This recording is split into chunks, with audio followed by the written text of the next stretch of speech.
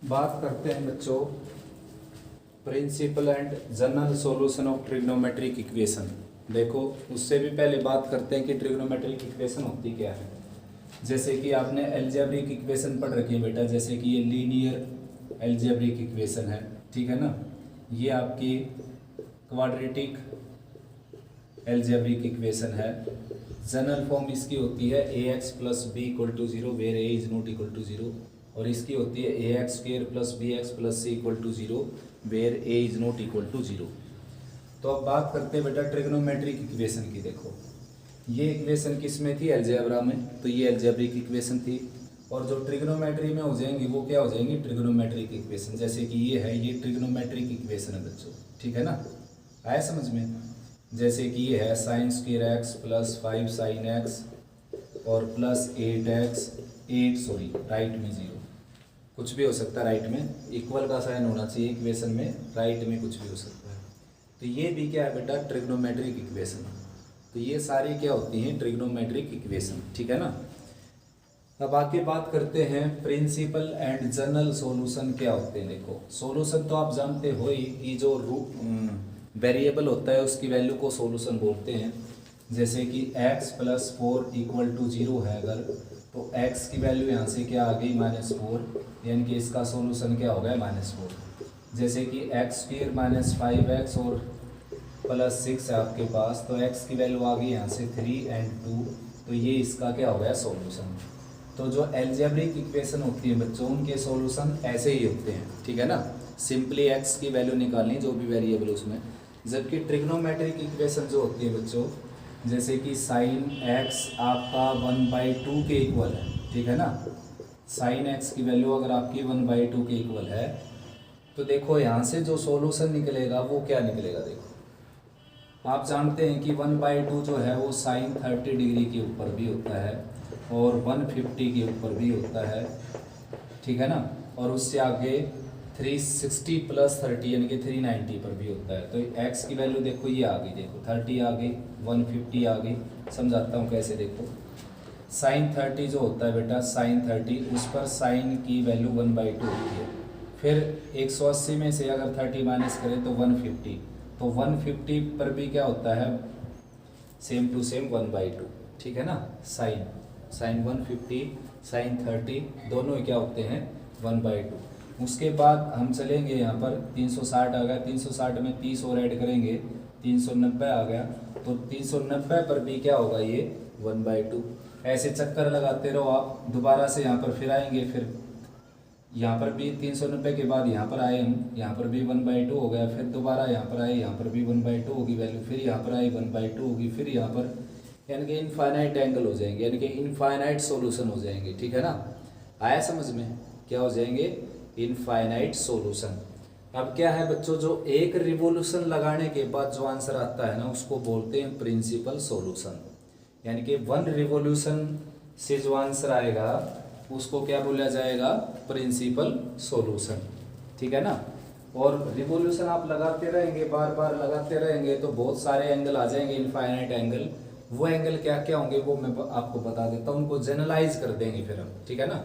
जैसे +1 में set chapter में हमने जनरलाइज किया था, यानी कि सेट बिल्डर फॉर्म में लिखा था किसी सेट को, ठीक है, ऐसे ही।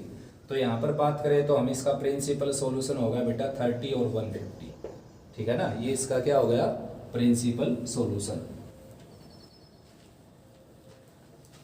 तो जनरल सॉल्यूशन की अगर यहाँ पर बात करें बच्चों, जनरल सॉल्यूशन की बात करें बेटा, तो जैसे कि साइन x की वैल्यू 1/2 है यहाँ पर, तो 1/2 की जगह आपने रखना है यहाँ पर साइन 30 डिग्री। पहले फंडामेंटल एंगल रखना बेटा, ठीक है ना, साइन 30 डिग्री।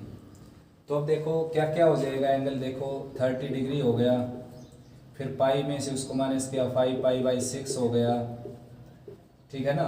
फिर 390 डिग्री था, उसको रेडियन में चेंज करता हूँ, π/180 करके, π/180, 3 से कैंसिल होगा देखो,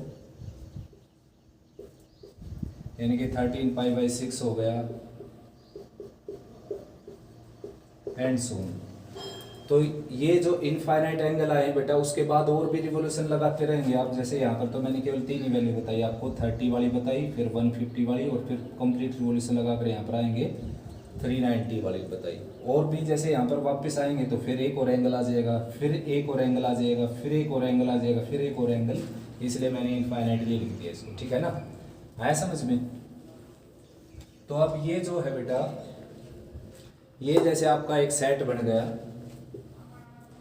ठीक है ना, ये सेट बन गया आपका, देखो। और भाई ये तो मैंने एंटी क्लॉकवाइज डायरेक्शन में रिवोल्यूशन लगाए थे, क्लॉकवाइज में लगाऊंगा तो ये प्लस माइनस दोनों ही आ जाएंगे बेटा। ठीक है ना, क्लॉकवाइज में लगाऊंगा तो इस तरीके से लगाऊंगा, जैसे ये -30 हो गया, ये -150 हो गया, ठीक है ना, ये फिर कंप्लीट आ गया यहाँ पर, ये -390 हो गया, एंड सो ऑन। तो प्लस माइनस के आ जाएंगे। अब ये आंसर जो है, आंसर आया आपके दो, एक तो देखो π/6 जिसको हम 30 डिग्री बोलते हैं, नेक्स्ट आया पाई में से π/6 सेपरेट करेंगे 5π/6 जिसको हम 150 डिग्री बोलते हैं। ये 150 डिग्री, ये 30 डिग्री, ये एक रिवोल्यूशन लगाने से आंसर आए। ठीक है ना, तो इनको क्या बोला जाएगा, प्रिंसिपल सॉल्यूशन। ये है बच्चों प्रिंसिपल सॉल्यूशन। ठीक है ना, आया समझ। जनरल सॉल्यूशन कैसे बना है कि आप रिवोल्यूशन लगाते रहे तो बार बार इनफाइनाइट एंगल आ जाएंगे, उनको जनरलाइज करने से ही जनरल सॉल्यूशन बनेगा। अब या तो इसको आप ऐसे लिख लो कि x बिलोंग्स टू, या ऐसे लिखो, देखो x such that x equal to n pi for all n, x equal to n pi plus -1 raise to the n into y, y means π/6 for all n belongs to z। देखो बेटा, general form में लिखना तो आपने सीख लिया था first chapter में, तो मैंने इसको जनरल फॉर्म में लेकर गया मैं। देखो n pi plus -1 raise to the n into π/6 लिख दिया मैंने इसको। और भी बहुत सारे तरीके होते हैं जनरल फॉर्म में लिखने के, लेकिन ये इजीएस्ट मेथड है बेटा। देखो अब n की जगह आप रखते जाओ, यहाँ पर 1 जैसे 0 रखेंगे, 0 रखने से ये 0 हो गया, ये 0 रखने से π/6 आ गया, देखो। ठीक है ना, फिर यहाँ पर 1 रखेंगे, 1 रखने से -π/6 हो गया, पाई हो गया, तो पाई -π/6 क्या आ गया, 5π/6, यह आ गया एंगल। ठीक है ना, उसके बाद और भी +-1 +-2 +-3 +-4 +-5, जितने भी आप एंगल रखते जाएंगे तो इसकी वैल्यू आती रहेगी। ठीक है ना, तो इस तरीके से आता है जनरल सॉल्यूशन।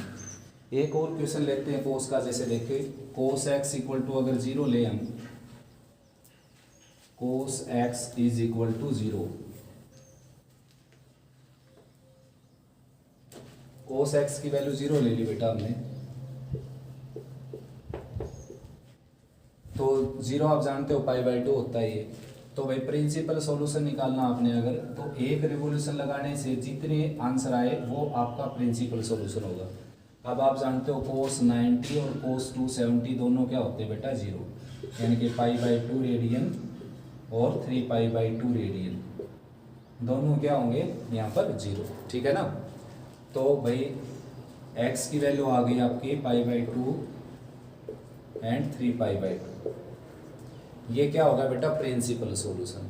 अब जनरल सॉल्यूशन निकालते हैं। देखो जनरल सॉल्यूशन के अकॉर्डिंग क्या है, एक आंसर आया π/2, नेक्स्ट आया 3π/2, एंटी क्लॉकवाइज में चलते समय, फिर वापस यहाँ पर जैसे यहाँ तक आ गई, वापस चलेंगे क्लॉकवाइज में चलना बेटा। ठीक है ना,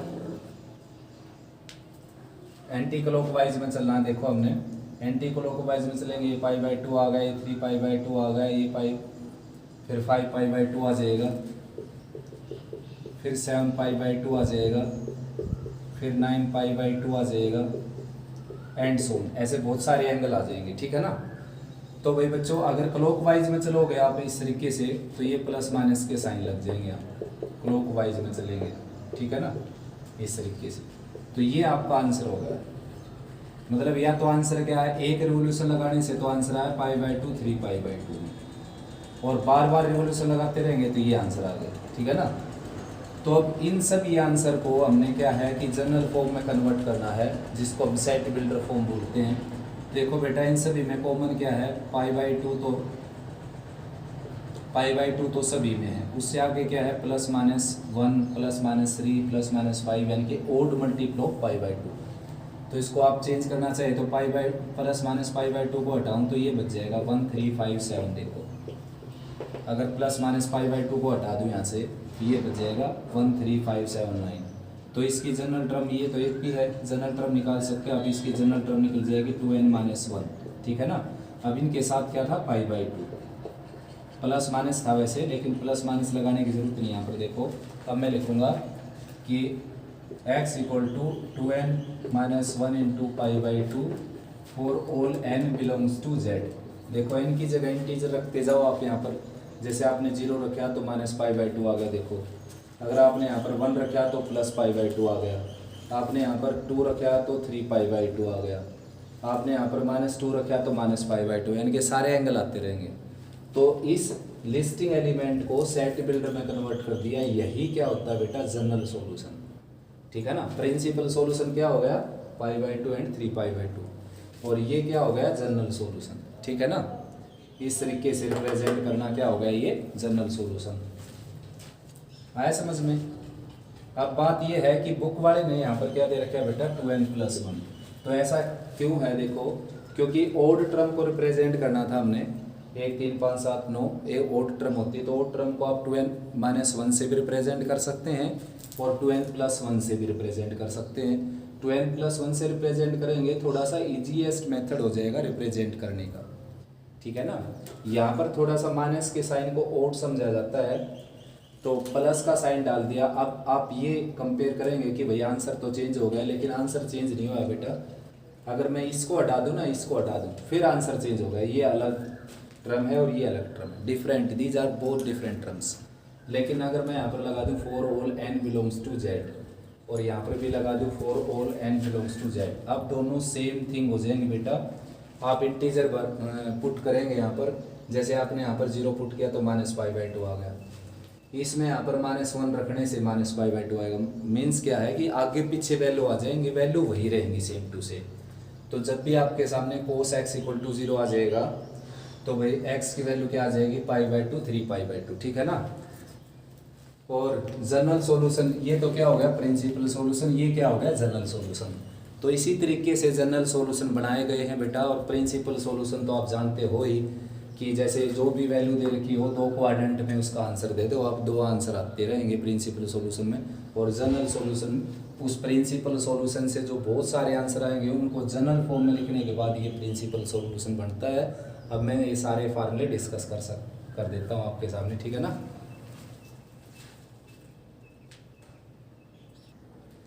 तो बात करते हैं बेटा प्रिंसिपल सॉल्यूशन। जो मैंने आपको बताया उसमें सबसे पहले बात करते हैं, if sin x = sin y and x are 2 different angle, then x = n(pi + -1 raised to the n into y for all n belongs to z, ठीक है ना। नेक्स्ट है भाई बच्चों, cos x = cos y, ठीक है बेटा। If cos x = cos y, then x = 2n(pi + -y for all n belongs to z, ठीक। उसके बाद है बच्चों tan x = tan y,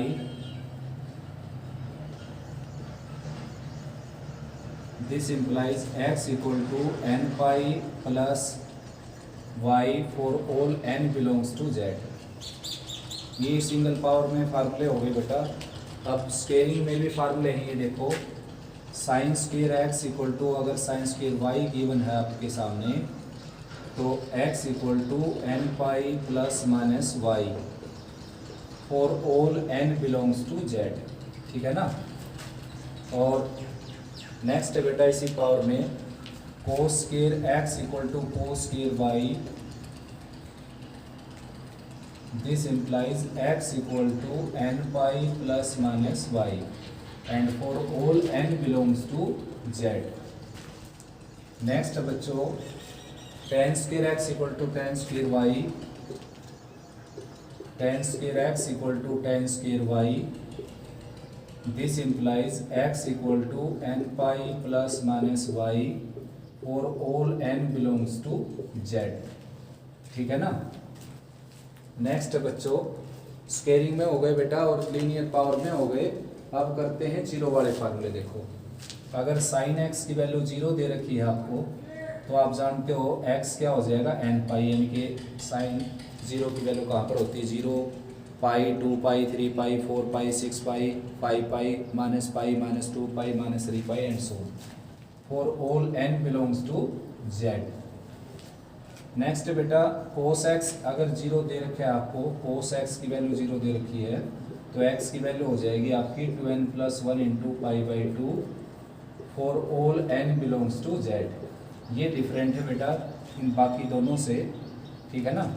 tan x अगर जीरो दे रखे है आपको, तो x की वैल्यू क्या आ जाएगी आपकी n pi for all n belongs to z, ठीक है ना।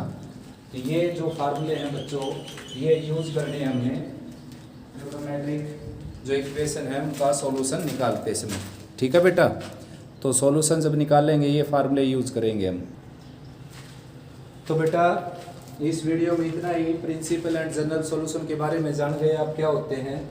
अब जो क्वेश्चन आएंगे 3.10 में, उसमें हमने क्या करना होगा, देखो कोई भी ट्रिग्नोमेट्रिक इक्वेशन मिलेगी उसका प्रिंसिपल या जनरल सॉल्यूशन फाइंड आउट करेंगे, ठीक है ना। अगर वहाँ पर कुछ मेंशन नहीं किया तो हम हमेशा क्या करेंगे बेटा, जनरल सॉल्यूशन ही फाइंड आउट करेंगे। और अगर प्रिंसिपल सॉल्यूशन बाकायदा उसने बोल रखा है तो केवल प्रिंसिपल सॉल्यूशन निकालेंगे, ठीक है बेटा। उम्मीद करता हूँ अच्छे से प्रैक्टिस करेंगे और भाई कोई प्रॉब्लम आएगी तो डिस्कस करेंगे आप।